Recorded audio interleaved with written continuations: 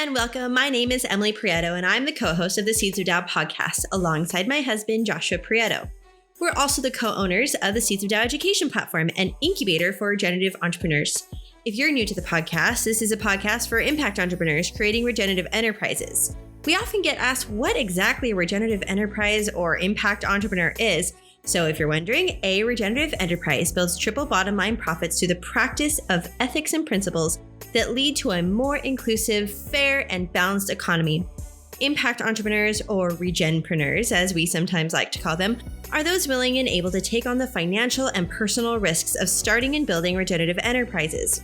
You'll get to know exactly what all that means as you join us for this and future episodes, but know that we welcome everyone to join us as we work to build regenerative economies together. That's exactly why we are here doing what we do at Seeds of Tao. Our mission is to help establish regenerative economies in every bioregion by serving individual regenpreneurs like yourself. In this podcast, you'll hear the startup stories in all their glory from impact entrepreneurs all over the globe. You'll learn and grow the skills of building a regenerative enterprise from your peers, mentors, and leaders. Finally, we'll get to know each other as you engage in the podcast and join the wonderful Regenerative Business Economies Network, aka RegenBen, an open community where peers, colleagues, funders, allies, and supporters of regenpreneurs come together to build the regenerative economies of the future. Join us every month for a wonderful episode as we collectively move beyond sustainability and into our regenerative future. It all starts now.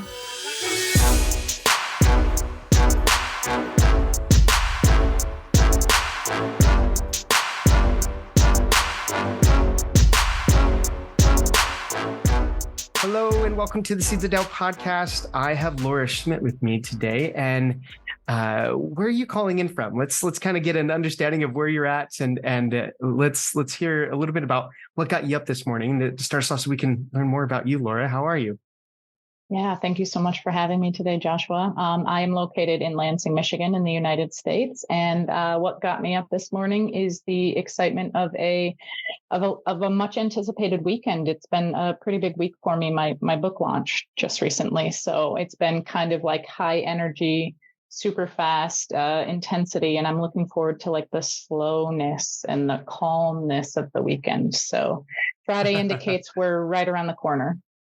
Yes. Well, thank goodness we have those patterns of really high intensity and then kind of making sure it drops. You know, it's like the seasons, right? We step into different parts of the seasons, and I like to follow the kind of moon phase as well, to where it kind of ebbs and flows, and we get that kind of, because if we were just always on, or we were always kind of stuck in this really low energy period, we would never really feel, I don't know, like one or the other would be beneficial for us, right? So it's good you're coming out of this really strong work period of writing a book, which is super intense. Is there, tell us a little bit more about the work that you're currently doing right now, and share with us really what gets you excited to do that work. Yeah. Where to start? It's a big question. The work that brings me alive is bringing people together to talk about the state of the world, move the resultant feelings, a lot of the feelings of overwhelm or grief, despair, anxiety, rage, other things, moving through those feelings and then arriving at re-inspired or meaningful action. And I have just seen so much beauty, so much courage, so much bravery come out of these spaces. And we do it through a Good Grief Network, which is an environmental nonprofit based here in the United States, but we're global in reach. And the idea really started several years ago, just understanding the implications of what we're facing in my undergrad degree and then in my grad degree. And my wife helped me bring the ideas I was formulating to life into a program that is now called the 10 Steps to Resilience and Empowerment in a Chaotic Climate. And so we run this program through Good Grief Network. We bring people together and really kind of get real about the situations we're facing, and just try to figure out how to face these times that can be really painful with heart and courage and connection. Yeah, I think it's so needed in a very changing world, right? It seems like it seems like any generation could say to some degree, because it's all in context of what's happening in your life, and those types of things just always change. That's probably the only constant that we have. But there's so much, a lot of times, that we can get overwhelmed by with the state of the environment, the local environment, right? I know you're from, you started this, I should say, program where I'm from, and one of those parts of living in Salt Lake City, Utah, where I'm from, was this really big winter period of the inversion being not really a natural inversion that you get in a valley, where sometimes, weather patterns kind of linger for a little while, but this really polluted like air quality that actually really messes with the kind of state of our well-being. And so I could definitely see, and it's a lot of times that's the way that we get into environmental practices and trying to do better for our environment, is because we have to do better for ourselves and for our household and our family. And so, yeah, share if you can, because I know this is a huge passion project that you've begun, and you and your partner have done this together. Share with us and kind of take us into your work and where it all started. Yeah. It's a great question, and a very long question, but in short, I come from a lot of personal tumult in my early childhood life, and so I feel like I didn't have the appropriate resources to be a resilient person in the way that I wanted to be, and so that is kind of in one trajectory.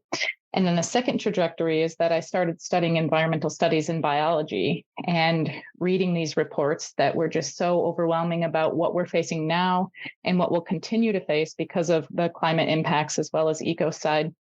Realizing, again, back to living in a traumatized body, that if I wanted to be a change maker throughout all of these changes, if I wanted to work for a more just and livable future, that I was going to have to figure out some resilient strategies, because the one that I was programmed with from childhood and the ones that I had been using to get up to this point weren't going to cut it anymore. So by the time I made it to graduate school, it was like a big study in sociology and psychology and activists to see what strategies they were using to sustain their work. Like, if there are people already looking at the climate crisis and trying to make change, what were they doing so that they didn't burn out? What were they doing so that they could sustain their day-to-day, knowing that sometimes when we look at it, it can be completely overwhelming, daunting, or just despair evoking. So that's kind of the origins of the project, was how do I sustain myself if I want to be a change maker? And then realizing the complete isolation that comes with reading these reports, understanding the impacts of climate, being a deeply feeling person in a deeply destructive culture, and not knowing how to hold that awareness in my one solitary nervous system, and knowing that I needed other people to talk about these kinds of things with. And yet, when I brought these things to my friends and my family, it wasn't that well received. So I needed to build a community where we could have these conversations, where we could acknowledge the state of the world. And what I really like about what we've cultivated over at Good Grief Network is we don't argue about how bad things are. It's not about facts. It's not about, like, some people think that we might go extinct tomorrow. Some people think technology will save us if we just transition fast enough. We can hold that tenderness. We can hold that positionality with everyone, because what we're trying to get to is the emotional reality that lives within us when we come to terms with the state of the world. And so it ends up being a sharing space, an open space, a space where we can emerge into new ideas, because instead of us competing or fighting over what's true, what's possible, what's not possible, it's coming from, like, this is my journey, this is what I've learned so far, and this is what I have to share with you folks. And because it's a deeply personal sharing space, I can't ever tell you that your experience is wrong, or I can't tell you that I disagree with, because it's your lived experience. And so we have just cultivated what we call brave emergent spaces to try to really we have cultivated brave emergent spaces to try to build emotional intelligence to build different types of resilience strategies and to have the kinds of conversations I didn't see mirrored in the dominant culture. Yeah. And I mean, I see, we all see it, but whether or not we choose to try to understand it, or whether or not we try to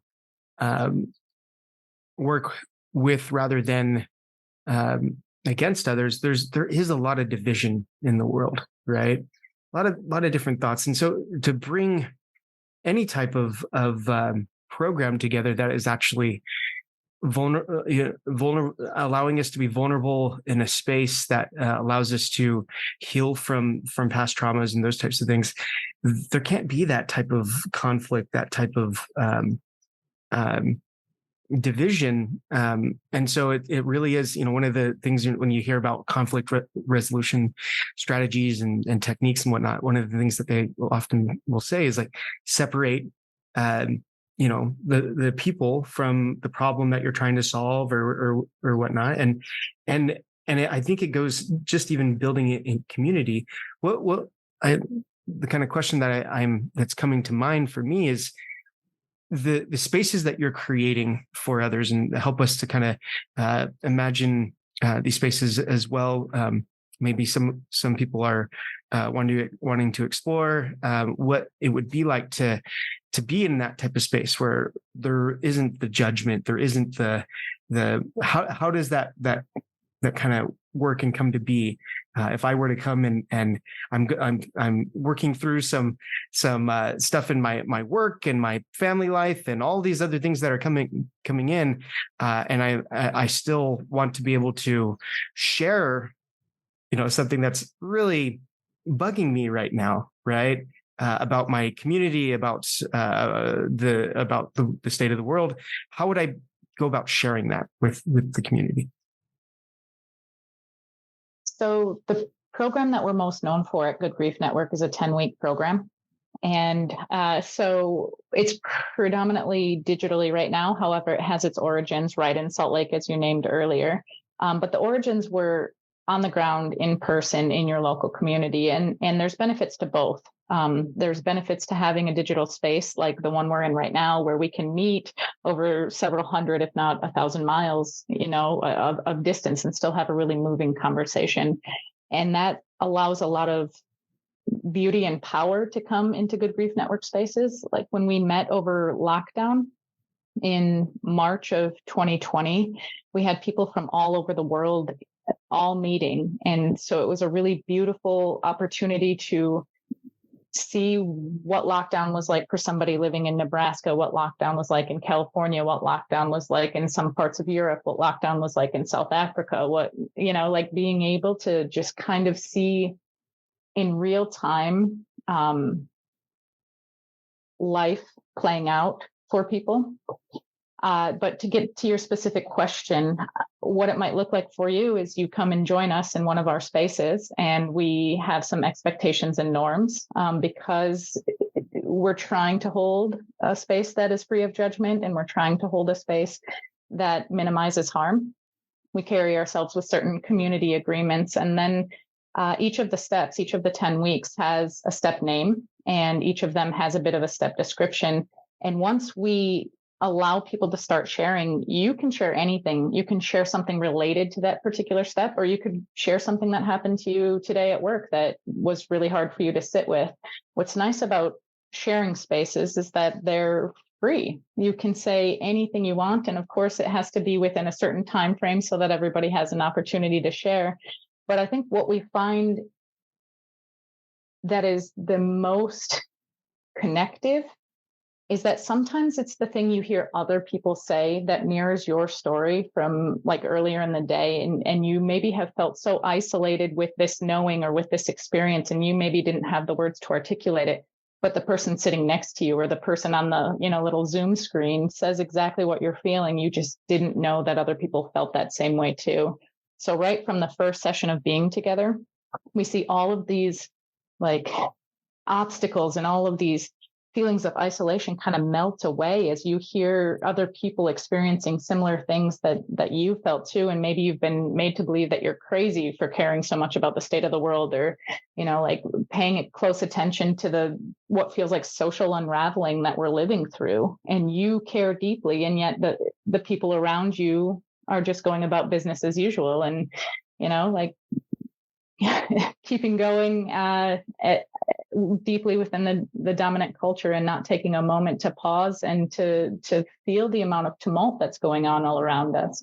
I mean, the summer has been the most climate impacted summer that we have seen. And if we're not feeling it at a visceral level, like what's happening to us? What sort of blockages have we had? What sort of disconnections are we living with if we can't see that it's been the warmest summer that maybe we've ever experienced, or the wildfires that are happening all over, whether it's in Hawaii or in Canada, the smoke that shut down the whole north part of the United States at different parts, or the droughts, the flooding that happened in the northern part of the United States. There's a lot of traffic. Did my mic pick up that traffic sound? No, it didn't. It didn't. Okay. I can repeat what I was saying if you'd like me to. But the idea is that we have had such a climate impacted summer, and we need safe spaces to come and talk about these kinds of things, where we can name our concerns, we can name our anxieties, we can name our fears for the future without feeling like we're bringing other people down, without feeling like it's going to be pathologized, and without feeling like we need to kind of fix it and gloss over it. So those are the kinds of spaces that we really aim to create. That's really great. And I do want to, because I know it's really difficult to start any type of organization, for profit, nonprofit, and it's even harder when it's an organization that's really deeply entrenched in building community, right? And so I want to unpack that part of the story and just hear from you how you maybe started out, and maybe because there's a lot of entrepreneurs that, especially in the regenerative realm, that are building organizations, whether for profit or nonprofit, that are community based, right? And trying to build up community. And if you can share just the journey that you've taken, starting off with a small community, and as it's grown, share that journey with us if you could. This question hits pretty close to home, because I feel like good grief is what happens when you sort of make every mistake along the way and have to self-correct and then make a mistake and self-correct and make a mistake. My wife and I certainly didn't mean to start an organization. We didn't know Good Grief Network, or at the time Good Grief Group, would become a nonprofit organization. We just wanted to do the work. And I think that this is where a lot of idealists find themselves, is like, okay, we want to do the work, we want to bring this into the world, and yet it needs a vehicle to exist in so that people can pay, and maybe you could make it a career, maybe you might get paid for it. And so, for several years, I feel like my wife and I did this pretty much voluntarily, or as volunteers, just trying to get attention for it, trying to get the word out so that people could participate in these programs. And 5 years into it, we finally had another person who was willing to help us kind of grow capacity. And she's our current executive director, Sarah JS, and praise Zeus for her. But she really helped us get capacity to start applying for grants and start kind of formalizing us into an organization proper. And we have just seen tremendous growth since that time. We're still actually quite small, even though we have a really big job in the world, and even though we have a lot of recognition. We just have 3 staffers, and then in addition to that, a team of facilitators. And so it really has been a grassroots effort right from the beginning. It has been people saying this idea matters. It has been people supporting this either through Patreon or through donations when we were fiscally sponsored, donations through Good Grief Now, and people believing in us enough to pass grant applications our way, or say, this foundation might be a good match for you. You want to look at them. So, and we've had a couple corporate sponsors as well, which we're really grateful for. But it's constantly in lockstep. And I'll finish my thought. It's constantly in lockstep with, we're kind of anti-capitalists, and yet we live in a capitalistic culture. We want to do heart-centered work, and yet we don't think people should have to pay for heart-centered work, yet we need to get paid to keep doing the work. And so it's constantly this back and forth and this weighing of priorities and figuring out how to make things accessible and affordable, how to make sure our bills are getting paid so we can keep doing the work without burning ourselves out. And so I feel like the main response to your answer is that we're just trying to seek a balance. And that balance has been really hard to learn. And I feel like we're still learning it as a young organization. And there's much to learn and there's much excitement, but we have a whole team of people who really believe in us. We have a whole team of facilitators who really want to be doing this work. And we have really dedicated staff members who are willing to try to figure out these growing pains that we're going through right now, to figure out how to be a sustainable organization and offer this heart-centered work in a way that it is accessible. Mm-hmm. Mm-hmm. And it's such a hard balance to play. And I think it requires a community itself to even have an organization thrive, right? It's you kind of work through, a lot of entrepreneurs feel this way, and sometimes we don't consider ourselves entrepreneurs as nonprofit organizers, but we're creating something, and this is more the definition that I subscribe to when I'm saying entrepreneur. We're taking on risk to make something happen, especially for an impact entrepreneur. We're taking on risk to create some type of impact through the organization that we're starting, and that impact is often so passion driven. You mentioned that you didn't do this for the money when you were doing it. You were doing it to really make people have some sort of transformation in getting their grief around the state of the world, essentially, and the things that are happening to them in the world. To be able to have that, there is this really difficult balance of like, how can I make sure that this person here that I know needs this community, needs this space, this to be able to feel be vulnerable enough to feel like they can be heard, and release some of this energy that's maybe hindering them or blocking them from something. So you're thinking of this person that needs help, and at the same time, you're also thinking, how do we make this, like something that I can do, tomorrow, the next day, whatever. And I know this person really needs it, but they can't afford it, or but they really truly could benefit from it. And so that balance there is so difficult. What are some of the things, I guess, if you could share a challenge, and then something that has something that's been a challenge for you and maybe that you've overcome, or something that is still currently a challenge in making that balance fit, so we can get a better perspective of what it is to really start an organization, a community-driven organization, especially. Ooh. Yeah, thanks for naming that, Joshua. The tension. I'm struggling with how honest to be in this answer, because it actually has been very difficult for us. The several years that my wife and I were pretty much volunteers trying to run this and trying to build this, we did make a lot of sacrifices. We moved away from Salt Lake City. We moved to Scottsbluff, Nebraska for a number of years so that we had housing for free, because a good griever wanted to house us. And so we gave up our community. We gave up my full-time paying job with health insurance. We didn't have health insurance for a number of years. And so we really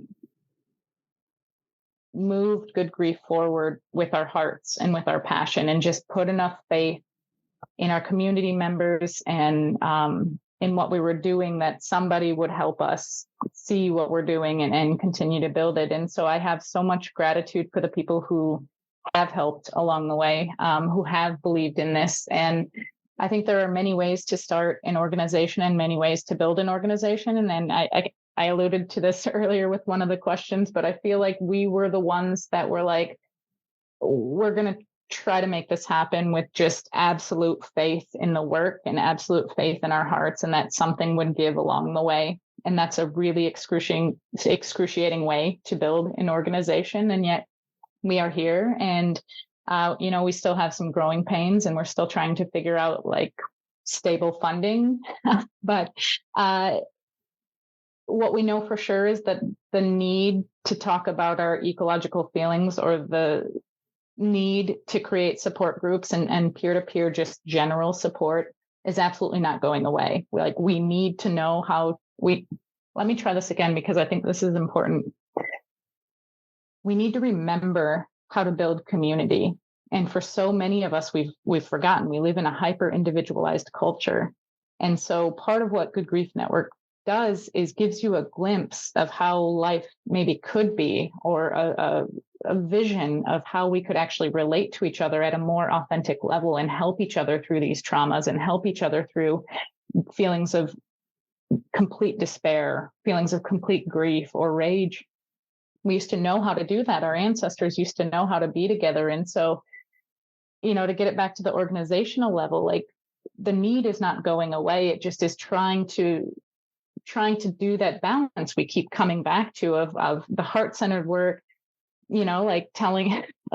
offering scholarships and offering sliding scales so it's accessible, and making sure our prices for our programs aren't too high. And yet, like, when do you raise them? When do you lower them? Who gets the scholarships and all of those types of things? We actually have 2 grant-funded 10-step programs that we're about to run in the fall, and we prioritize small group experiences. So we only have about 13 or 15 people in every group. So it's a very intimate space, so that folks can feel the safety of a group holding them, instead of having 100 people in a group and trying to create some sort of authenticity or vulnerability there. But when you get, way more applicants than the 13 spaces you can provide, you're like, oh, I want to help all of you. You all should be allowed to go through this program. And so it's just that constant dance of wanting to be a helper and wanting to allow this modality to move forward, knowing there's a need, and yet still trying to figure out how to create a sustainable business that has that heart at the center, that can be of service. So I'm going to keep coming back to this tension and this balance. Let's take a moment for a promotional break to tell you about a course Seeds of Tao has just released in its beta form. The entrepreneurs that listen to this podcast want to see change. We want to be the change, and we want to bring that change. We want to change the culture from an extractive and degenerative one into a permanent regenerative one, a culture that cares for its people, planet, and future. This is the reason why so many entrepreneurs we talk to at Seeds of Tao start regenerative enterprises. They don't do it for the money. They do it because they want to see change. The challenge is that it's hard to build a business, especially a regenerative one, that is the catalyst for change. I often interview and speak with individuals that have managed to build a business and livelihood from their passion. And they often tell me that they wish they could do more, or they feel like their efforts aren't enough. They want to scale their efforts and the efforts of others, but they don't know how. Don't we all feel this way sometimes? We see our neighbors, industry, peers, suppliers, producers falling further into degenerative practices, and we think, I've made the change. Why can't they? How can I get them to change? We know it's hard to change, and for some, it's harder than others. We also know that we can't change others, only ourselves. We can, however, pave the way for change and make it easier for the next person to be that change. That path always starts with a story. Seeds of Tao has launched its first online course for regenerative entrepreneurs, and its objective is to help you pave the way to regenerative change through the power of your brand story. You'll learn to naturally grow and scale your business using brand storytelling and other inherent marketing systems that have stood the test of time. As you do this, you'll learn to do it in a way that influences change, not forcing change. No, we should never do that. It never works. Nor should we manipulate, even though it's an unethical way to make things work. Let's be a positive influence through the story and the message that we put out. The course is called the StorySeed, and it's the first of 6 initial courses we're releasing to help regenerative entrepreneurs build the regenerative economies of the future.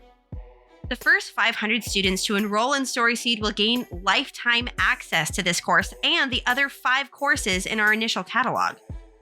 To give you an idea of what some of those courses will be, in addition to StorySeed, which covers marketing and messaging, we're building a funding and finance course and a course that helps you navigate the cultural forces and flows that you face as you create systematic and cultural change in your industry. On top of lifetime access to the Pando Academy course catalog, you'll be able to join us for weekly office hours, utilize step-by-step action workbooks, get discounted prices on other offerings, and other amazing benefits. This is a beta offering, which means you're helping us pioneer an education platform and accelerator for regenerative entrepreneurs. If you're an innovator and early adopter building a regenerative enterprise, come pioneer this with us by following the promotional link in the description or show notes and enrolling in StorySeed. Okay, let's get back to the episode.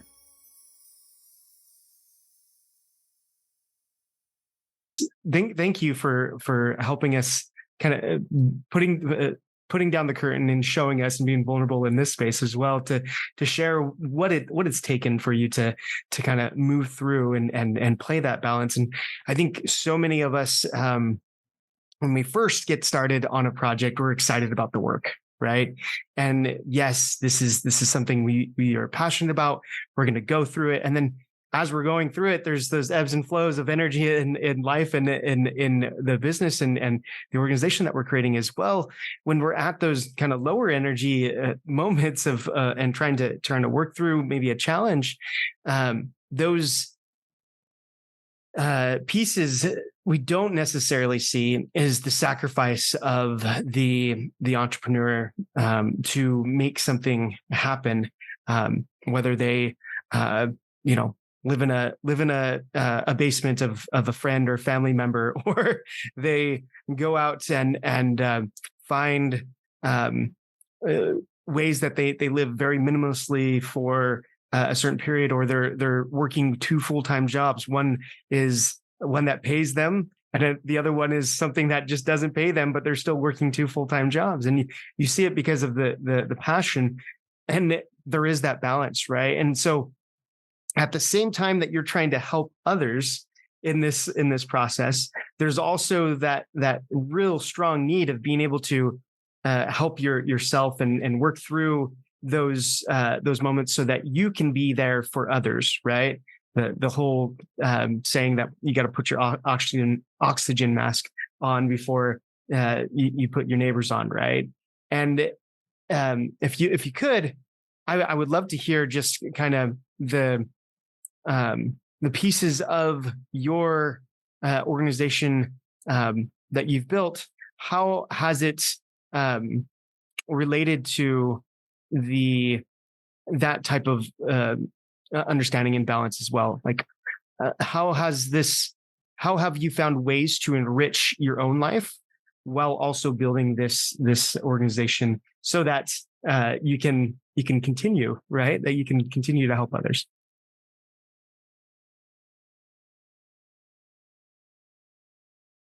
Yeah, I'm trying to,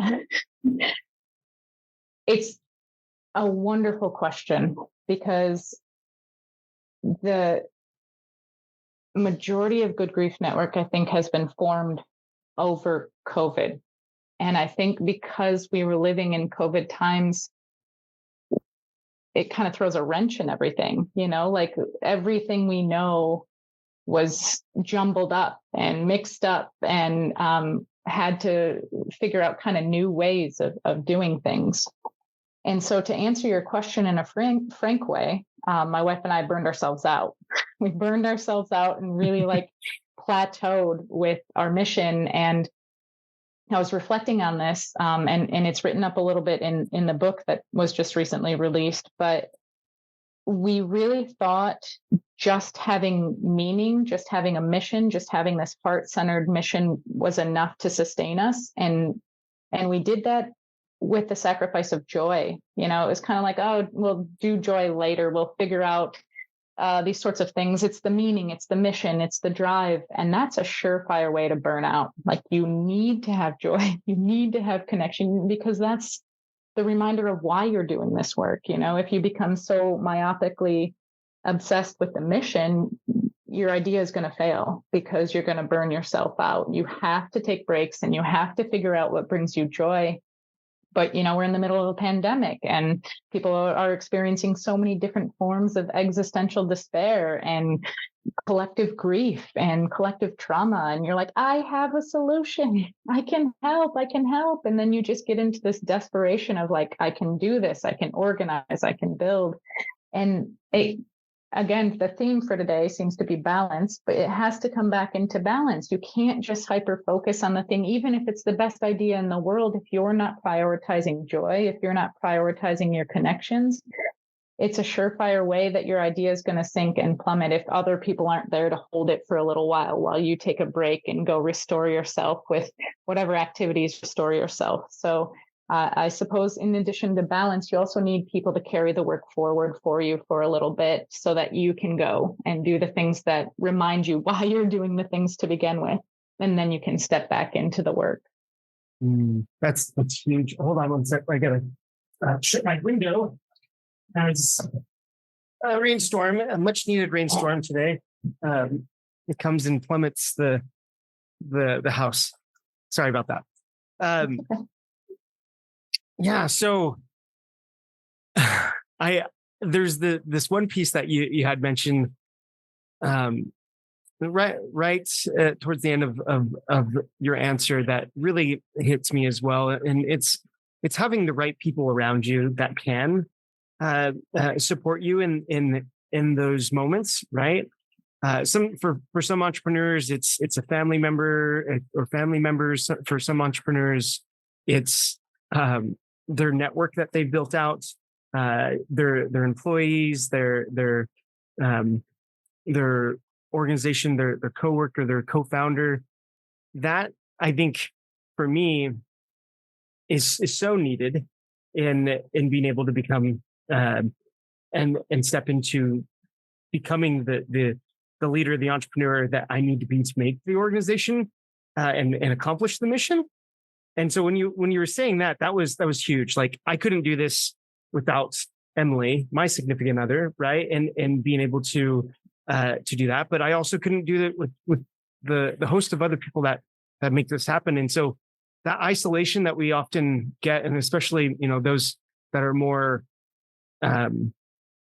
easily drawn to drawing within themselves in really strong moments when they're working through challenge, that I think has to be something that as an entrepreneur you have to open up a little bit really quickly in order to get past those difficult times, to be able to allow for you to experience those joyful moments, or to experience joy within the very challenging moments that you're faced with, that journey that you're on, right? So I thank you for sharing that. Like, if you are open to sharing, maybe share how that a moment that has helped you through others or through really step into a place of like being able to get away from that. How did you get away from the because obviously you're still doing the work, right? So how did you get away from your burnout and working through it? Yeah, I think many of us, particularly in the climate space right now, are working with some form of low-grade burnout. So I'm not sure that I'm a good example for your listeners to model healthy, like full recovery from burnout. I actually live with depression and basically am a high functioning person who lives with depression and burnout. And so what I try to do is I've gotten really into somatics the last few years. And because I already named that I have lived with a lot of embodied trauma from my childhood, that stuff doesn't go away until you repattern yourself. And so part of my burnout recovery, part of my depression recovery is reconnecting my body and my mind and realizing that I have different choices about how I respond. And so much of the journey is about realizing when I'm overextending myself, or when I am engaging in negative self-talk, or when I don't feel confident, like when I'm letting the anxiety spirals and the hamster wheel continue to go. All of those things have their origins in previous trauma. And so having a somatic healer work with me and help identify some of these patterns and help say, like, there can be other ways to sustain yourself that don't just always have to be with like pushing through, which leads to the burnout. And so I feel like I'm a work in progress. I feel like I am constantly learning new ways to be. I am a recovering perfectionist, as Brene Brown says, and just like learning how to be in a way that actually honors my humanity and honors my soul, which I have been really good about compartmentalizing and just saying, like, this work needs to be done. I'm going to do whatever I need to get it done. And so much of the recovery process for me has been realizing I'm a human being, realizing that I need to take some breaks, and actually creating those work breaks. And it's increasingly difficult because I work from home. And so you can pop onto the computer at any time. You can get onto the social media and answer some things there. Like there's always work within an arm's distance away. And so being really mindful about cultivating boundaries is also something that I'm practicing. But I will repeat that I am a work in progress. Aren't we all? Like, we really can't say that we've become masters of ourselves until probably we are no longer here on this earth to be able to speak for ourselves in that manner, right? So it's really I've never heard well, I shouldn't say I've never heard, it's a word that's come up, but I don't truly understand it. The somatic healing. Could you share a little bit more about that and give us, because that could be a tool for others that are listening as well, that are working through their own burnout as an entrepreneur? The definition I really like comes from Stacey Haynes in her book, The Politics of Trauma. And I think most people define soma just like soma is Greek for home. And it is an invitation back into embodiedness and moving away from the dualism of thinking and feeling. So Stacey's definition is your soma is your mind and your body, but it's also your values and how you've been shaped culturally and all of the kinds of questions and biases and assumptions that you operate with. And I love that definition, because even our trauma responses are really individualized. Like your nervous system is wired differently than my nervous system. So something that triggers me might not trigger you, and vice versa. So it is the merriment and the understanding of myself holistically, I think. And somatic healing takes it out of the thinking, the rational, the logical, and really brings it into an embodied state of responsiveness, of understanding that the ways that I've responded, which sometimes, many times, are trauma responses, I can actually investigate them, kind of open them up, and then learn to make different choices. But the key is in noticing that I'm doing something first. And so it really is kind of this self-assessment and practice. What's really big in somatics is practicing new ways of being. You don't just change your behaviors, or you don't just, change your thinking and then your behaviors change. It's like an embodied practice over and over and over again. And there's lots of people talking about this.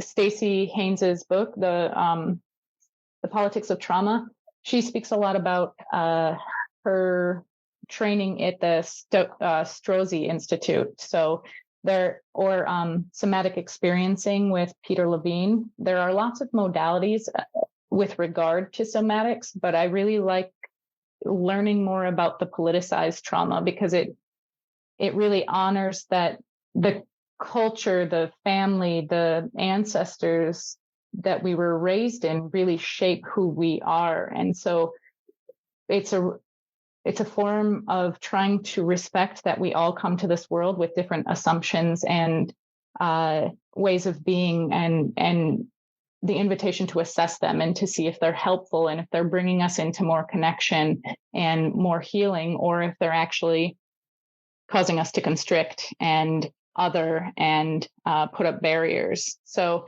I see somatic healing as just a really wide invitation into holism, into honoring my whole body and my values and my beliefs and my traumas, and moving into more responsiveness, more agency, and more connection. Mm-hmm. Mm-hmm. Has this been helpful to the groups that you're in, the community that you're, I'm sure has been a part of this, right? Yeah. So we're coming towards the last part of our conversation that I like to have, and it was really good to kind of feel where we can take your story today, and I didn't really plan for us to kind of go into these really deep questions that were kind of opening you up in your work through and being able to work through these challenges as an organizational leader and an entrepreneur for your organization.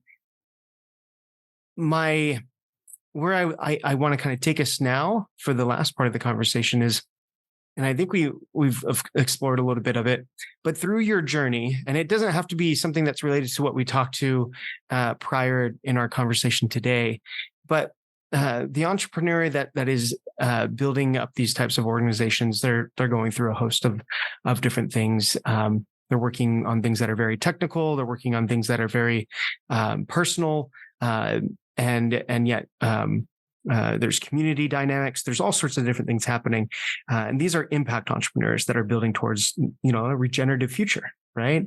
What would you hope that your story today and the journey that you've had and shared a little bit about today, what would you hope that they would take away from it? And let's open that conversation up now. There are three things that are coming to mind. The first one is a word we've used several times, and that's balance. Allowing space to ebb and flow. We even started the conversation when you asked me about this morning, and I've been in this high energy state, and I'm looking forward to kind of going slower and being a little plan free. But balance, I think, is crucial for anybody who is trying to create a regenerative future, because if we just keep pushing ourselves without that balance, we're just going to repattern all of the things that aren't working about this dominant culture.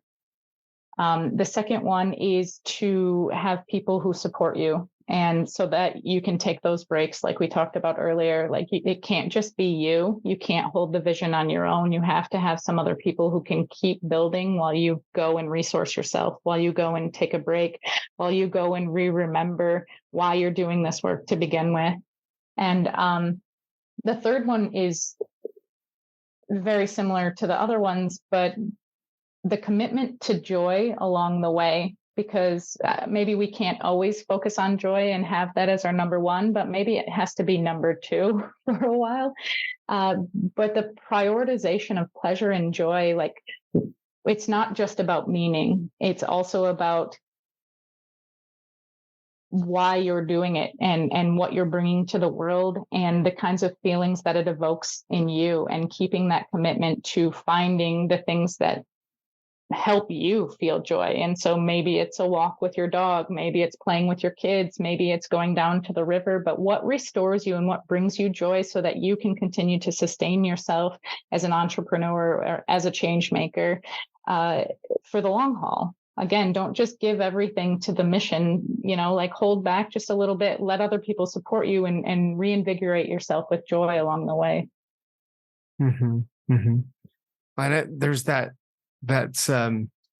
moment, I think, when we have given, and I think we all kind of can step into this at some point or another, where we've given everything that we possibly can, and that last little thing that we're given just like sets us off, and we just can't give any more.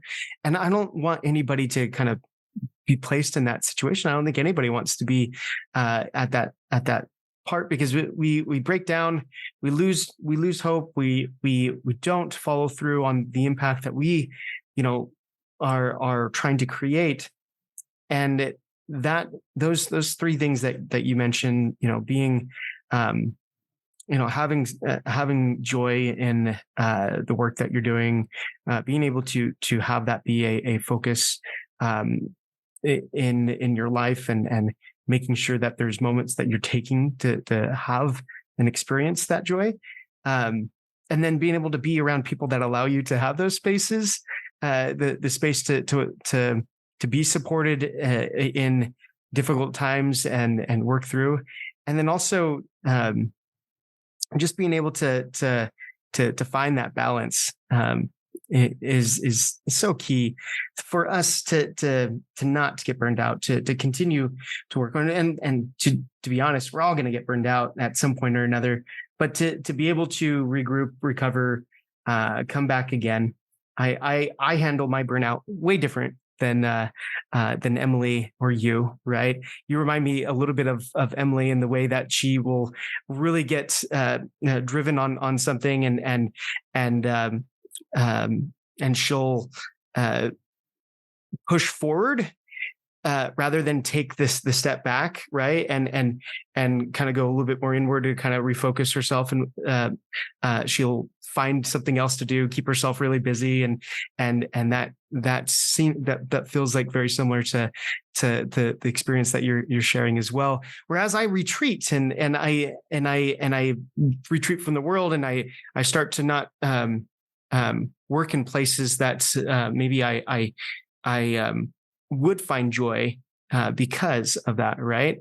And so we all kind of handle this a little different, but we never want for those that are listening to go out and really start creating change. But then, maybe it's at the 11th hour, maybe it's just halfway through the game and it's really difficult, or maybe we're just hitting the first challenges, right?